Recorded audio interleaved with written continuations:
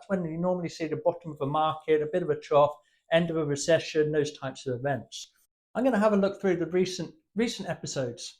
We have the panic years of 1981. That was the UK big recession, and that encouraged a huge downturn around the world.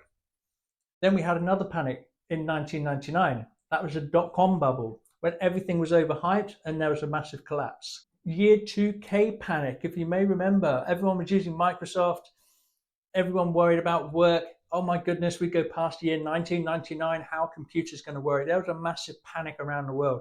All computers and everything was just going to stop. In the end, everything happened as normal. So that was that one. The most recent one, 2019, we had the COVID-19, highlight the name, COVID-19 happened in 2019. The effect of that wasn't seen until the year 2020, the year later, because of the effect of how big this pandemic was going to be, and the panic really started to set in. But we're going to give him that.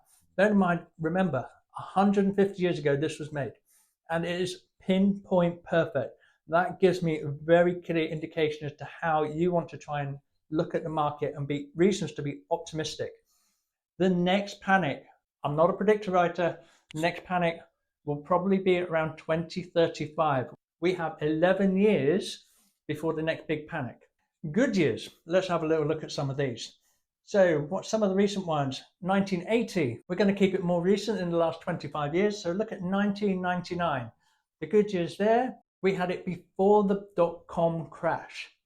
The dot-com crash was when everything was hyped, everything on the internet, everything's huge, everything started to get overpriced, and there was a massive crash. But if you'd have sold out in 1999, you'd have done very nicely. You'd have pulled out before a 30% crash in the markets. That's why it was a very good year. The next year, 2007. 2007, we had the big banking crisis, 2007, 2008. That's when the Lehman Brothers went bankrupt. That was a big financial crisis that happened. That was a crash of around 20-25% that year. Again, if you'd have sold out in 2007, you'd have secured your profits without suffering that downturn.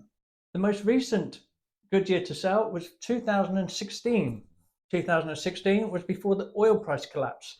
Actually went negative at one point. People were being paid to take oil. That was a good year to sell out before the collapse.